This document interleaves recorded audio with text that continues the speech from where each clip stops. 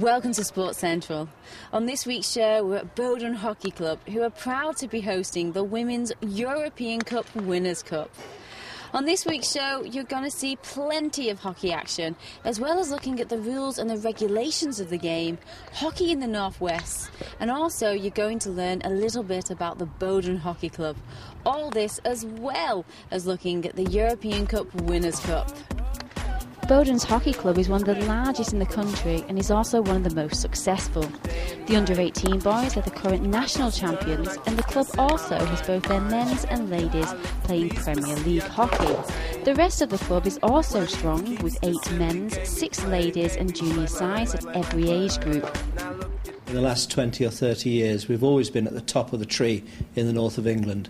We've developed our youth policy. We've also had a very, very good first team at men's level, and then from about 15 years ago we had a women's side, and that was great. They achieved a lot in the Manchester leagues, but in 2002 Hightown ladies arrived on the scene. They were based on Merseyside, and the club they were associated with, Hightown near Crosby, got into some difficulties in the 1980s. And Hightown ladies became a very nomadic side and played all over the northwest.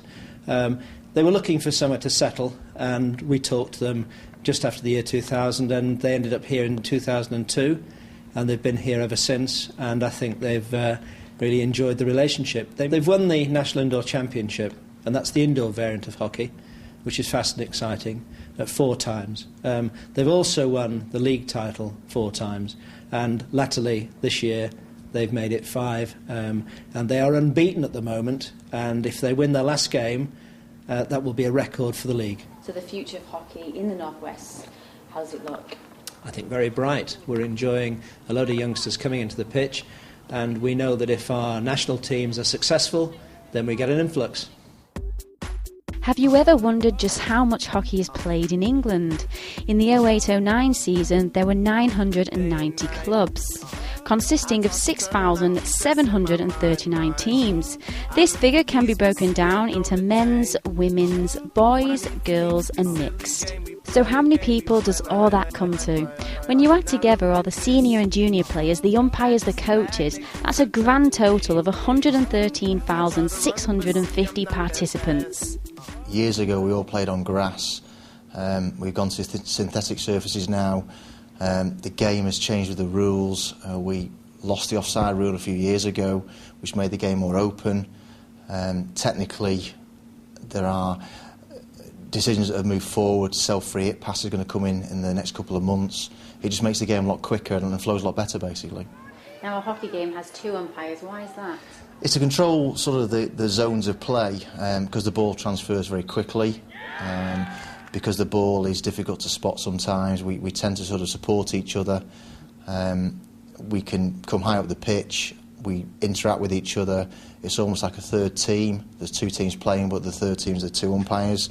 And we tend to sort of get the decisions right between the 2 of us and make sure the game is run as it should be. There's various standards within hockey of skill levels. So we follow the programmes that are established by England Hockey so that we can measure a child's ability.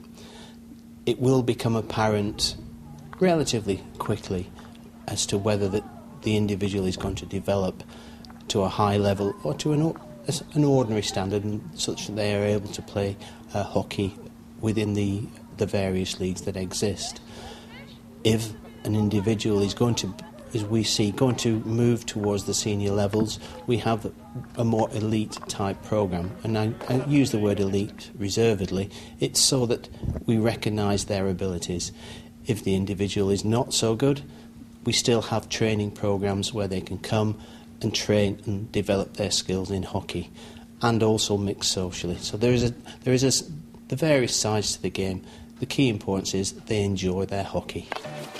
For those that are not familiar with the game of hockey, 2 Bowdon girls take us through the rules and the regulations. My name's Nikki O'Donnell. I'm a forward or a midfielder for Bowdon Hightown. I'm Jo Ellis. I play forward for Bowdon Hightown. Hockey is an 11-a-side game. There's no offside in hockey. We play with a stick that we can only use the flat side of, not the other side. So anything on the back of the stick is a foul and we'll get pulled up for it. You can hit the ball, you can push it, you can slap it, dribbling, you can obviously only using the flat side of the stick, but it takes you both ways, right and left. In our game, if there's a foul in the circle, in the semicircle, then it's called a short corner. On a short corner, the ball gets dragged out to the top of the circle where it gets stopped. Now the first shot has got to hit the backboard. It can't go high unless it's dragged. So if the ball goes in the goal, but it doesn't hit the backboard from the first shot, it's no goal. If it's dragged into the top of the net, then that's a goal. The game of hockey lasts 70 minutes, it's 35 minutes each way with a 10-minute half-time. Unlike football, we have 2 umpires. Football, we only have 1. We have a penalty. In hockey, it's called a penalty stroke or a penalty flick, as it's sometimes called. It's similar to a football penalty, where you stand from the goal, you can't hit the ball, you've got to drag the ball or push the goal or flick the ball into the net. You do get penalised in hockey. You can get a green card, which is a warning, a yellow card where you'll get sent to the sin bin for a minimum of 5 minutes, and then there's a red card which you'll be off for the whole game and possibly a ban throughout the year as well. There's something called a stick tackle, which is a foul. So if a defender comes in and takes your stick before they take the ball, it'll be a foul to the opposition. We play on a water-based pitch as well, so some hockey teams play on sand-based pitches. Because we're playing in the Premier League, we have to be playing on water-based pitches, so all Premier League and international fixtures need to be on a water-based pitch, which is basically where it says on the tin, it gets watered. That makes the pitch faster and the ball fizzles along the ground a bit quicker. Also in the game of hockey, we can't chip the ball, so if the ball gets hit high and it's classed as dangerous, it'll be a free hit to the opposition. It's great fun. Anybody can play it, from the ages of 5 up to the ages of whenever you want to stop, really. It's great fun. It's great for fitness. You need a lot of speed, agility, speed endurance as well, but it's great fun to play. The EuroHockey Cup coming to Bowdon, what is that going to do for, first of all, for England hockey, then hockey in the North West and also Bowdon hockey? Well, I think for England hockey it's given them a prestige tournament for the first time for many years in the women's game. But for us, it's actually giving us a way of approaching schools, approaching youth organisations, to bring the kids down here. And that's really when we've been focusing our efforts. Well, this is the first time for 10 years that a major women's hockey event has been held in England. And it's gone to Bowdon Hockey Club, whose women team play as Bowdon Hightown. There was a merger a few years ago, and they're the host team. We've got teams from Holland, from the Ukraine, from Belgium, Italy, Spain, Scotland. So it's a good standard of hockey, although, as in most tournaments, you do get the favourites, and I think the favourites are probably Bowdon Hightown, playing on their own pitch, of course, and they are the reigning champions of England. They've just won the Premiership without dropping a point. They won the National Indoor Championships, so they're in red-hot form. They qualified for the competition this season by finishing runners-up last season. Well, we were approached last October to stage the event, but felt it was probably financially a bridge too far for us. In January we were asked to do it, and we've had support from England Hockey, which has been very, very helpful, and we had 80 days to organise it. It's a major international tournament, so you can imagine there were many headaches, and with a great volunteer spirit behind us at the club, I think we're going to put on a very successful event. This year we have, not only an amazing, team at 11, we have a great depth and a great squad. We've got people fighting for positions. It matters to everyone this year, and people have bought into the kind of mentality, that the club brings through. That it's all about being a team, being a squad, and doing everything for everyone around you, it's just all come together, this season.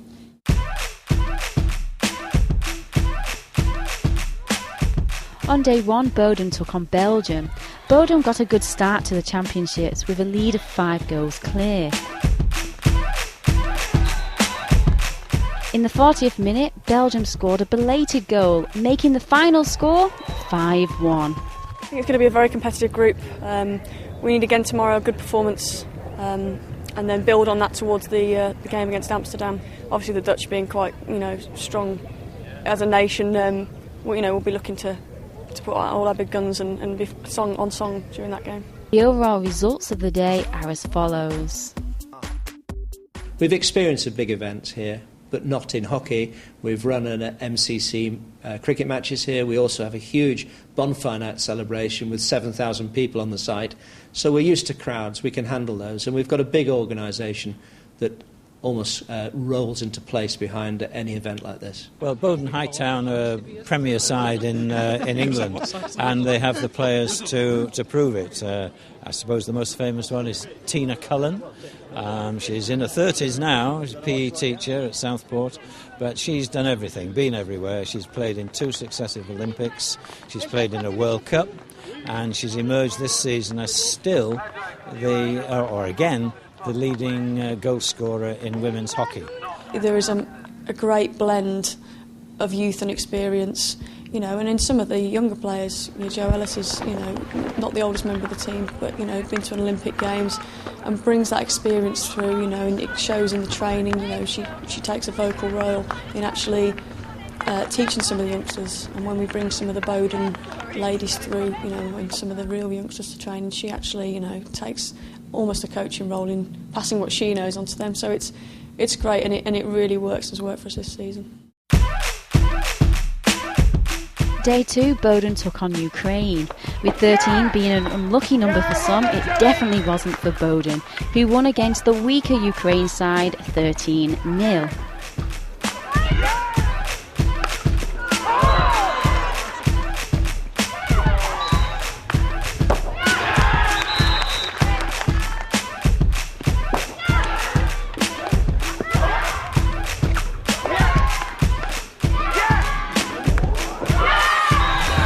We had 2 scores of thought, obviously after the Dutch result and knowing that we had to score 16 goals.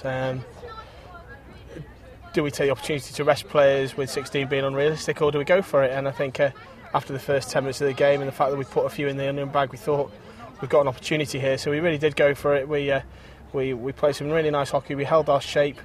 Sometimes you can get frustrated. Sometimes teams will sit back, but I thought that we were very disciplined today, and in the end we just fell short by 2 or 3 goals, and we've got a job to do tomorrow where we go and beat the Dutch. The overall results of the day are as follows.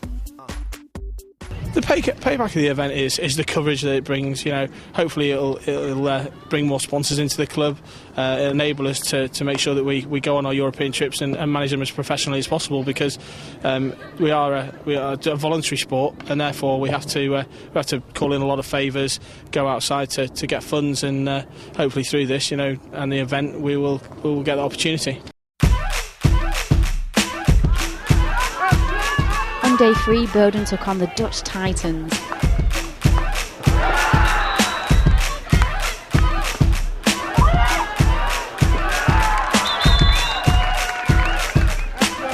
This time, victory was not to be, as the Dutch won with a 4-0 lead. This meant that they missed out on the final, but qualified for the playoffs for 3rd position against Germany. We've got a lot to do. We're obviously pleased with how we've done domestically, but we definitely got a lesson today.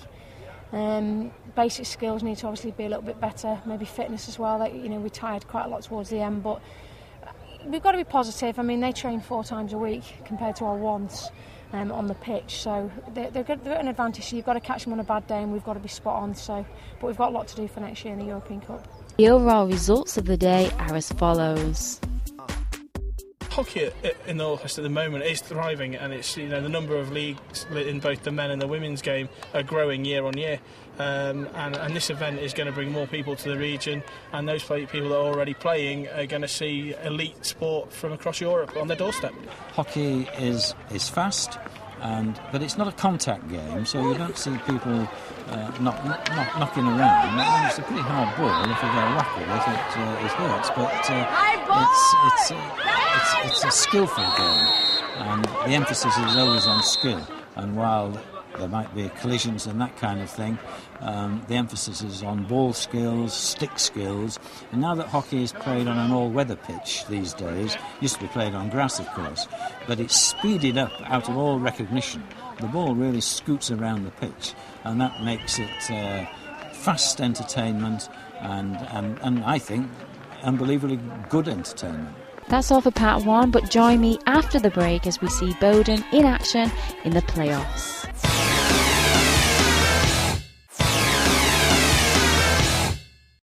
Welcome back. This week we're at the EuroHockey Cup Winners' Cup in Bowdon, where our home team meet Germany in the playoffs for third. Your commentator is Roger Newcomb. Here we go then. Bronze medal playoff. Hightown versus Cologne, and expectations are high from the Bowdon girls. Tina Cullen straight into the action.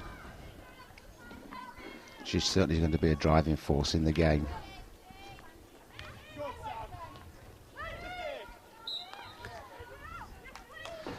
Early free hit to the Bowdon girls. They'll be looking to get that ball forward and into the circle fairly quickly. Cologne have lots of options, having watched videotape of them before. We've seen them. They slip left, hard strike, beats the goalkeeper, and first blood to Cologne, 1-0. Such an early setback for the Bowdon girls, who certainly weren't expecting that. Early flat ball into the circle, and a snapshot. Should have been a goal. Charlie Hartley coming in on the rebound, and because of the infringement, a penalty stroke has been given to the Bowdon girls. What a great chance for them to equalise. Tina Cullen is stepping up to the mark to take the penalty stroke.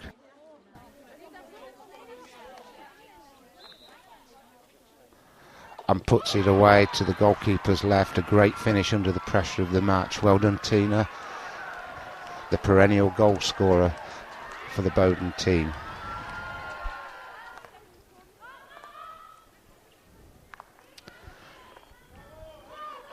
Good movement of the ball this time around the defensive unit,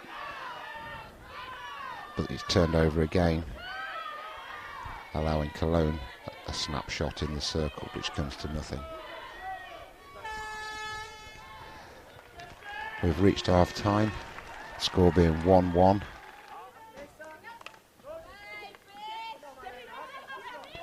Elise Bishop taking the ball on, finding Joe Ellis, and then on to Charlie Hartley. Good entry into the circle by Tina, who shoots and forces a good save from the goalkeeper. That's the best action we've seen from Bowdon for this half. Firm strike from Sally Walton, but picked off again by the Cologne girls, who enter the circle, pass the ball well inside, go round the goalkeeper, and have scored their second goal, scored 2-1. Bowdon girls won't be happy with the way that they conceded that goal from a turnover. It really does put them on the back foot now.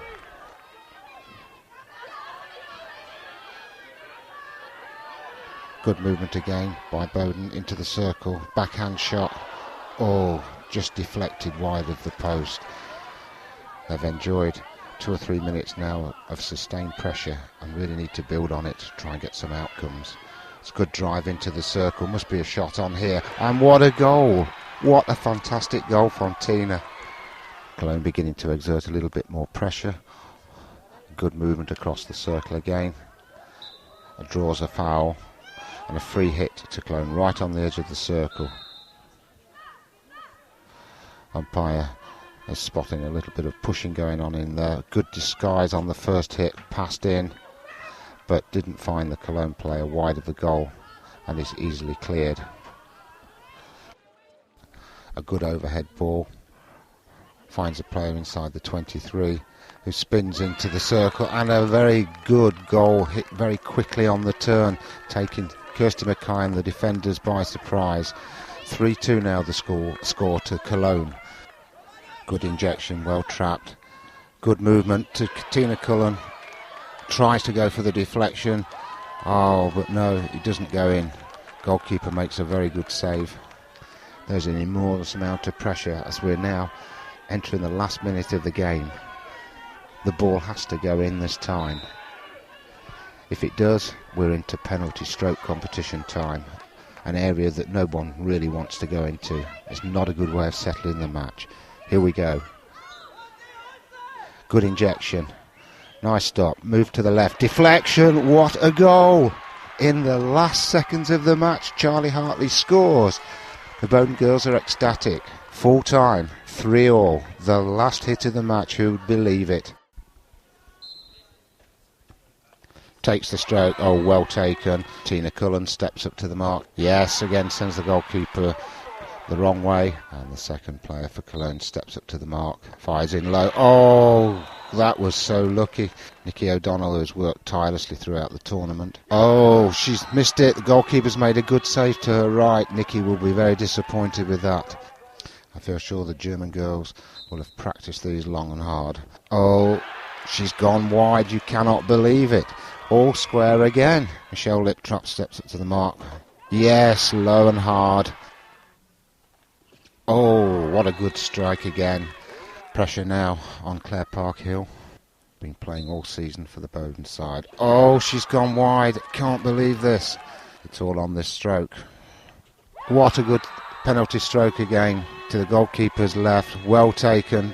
Hands the bronze medal to the Cologne side. It was very close. It was only 1 point ahead each time, and at the end we are missing a little bit unlucky with the last penalty corner, but I never doubt that we're going to win. I think so. I think everyone's devastated really. I think we've worked so hard, and I think we were just really tired today, and I think it took every time for them to score a goal for us to come out at them really. So I think everyone is pretty disappointed. Yeah. We didn't lose any match here, so we are very proud of this, and it was just the score. We didn't make not enough goals to come to the final, so we are very proud to have now the bronze medal here. Last time we were in this, we beat the Germans on penalties, so if it's the flip side of how happy I was then, doesn't feel great, I have to be honest. But the girls did really well, and in a way you kind of wish you hadn't equalised at the end, because then the two girls that missed strokes are feeling really bad at the moment, but it was just one of those days really. The Dutch team rose through the ranks, winning all their games to meet Spain in the final. In the first half, Amsterdam had a few near misses, but it wasn't until the 4th minute after half-time that they scored their first goal.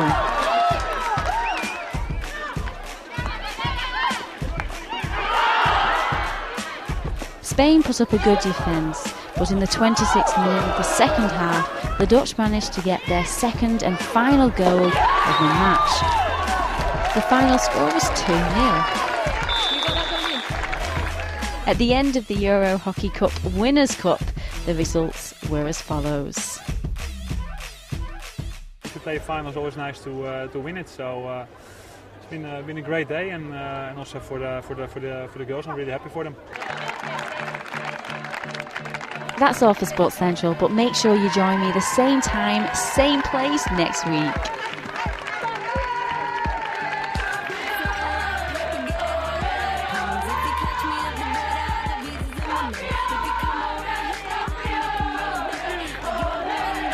I think it was a hard game today, but we won, and we're really happy. After 2 years we have it back, and we're really happy.